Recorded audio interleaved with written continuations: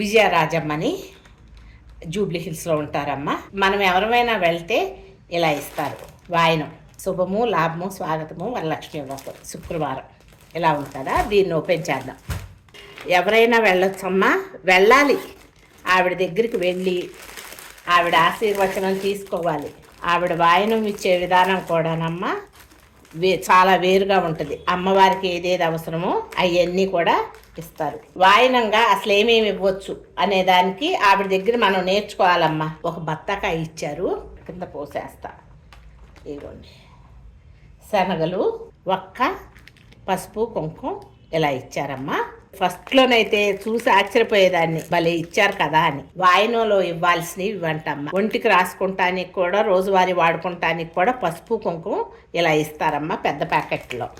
పటికి బెల్లం, ఖర్జూరాలు, నల్లపూసలు, గాజులు, వక్కపొడి, అమ్మవారికి బొట్టు పసుపు రాసి బొట్టు పెట్టి అద్దం చూసుకోమని ఇచ్చి కాటుకిస్తారు, తల దువ్వుతారంట. అందుకని మామూలుగా మనం వాయనంలో ఇచ్చేటప్పుడు ఇలా ఇవ్వాలంటమ్మ. ఆవిడ ప్రతి సంవత్సరం కూడా ఇలా ఇస్తారు. ఇలాగే బుక్ అమ్మవారిని ఆవిడ ఇలా అలంకరిస్తారు. వీడియోలో చూడండి, ఫొటోస్ పెడతాను. అలాగే చీర ఇలా ఆవిడ వాయనం ఇచ్చారు. మీకు అందరికీ ఎందుకు చూపిస్తున్నానంటే ఒక్కొక్కళ్ళు ఇంట్రెస్ట్గా ఇంకేమి చెయ్యొచ్చు అనుకున్నాళ్ళు ఇలా కూడా చెయ్యొచ్చు అని చెప్తామని ఈ వీడియో చేశానమ్మ.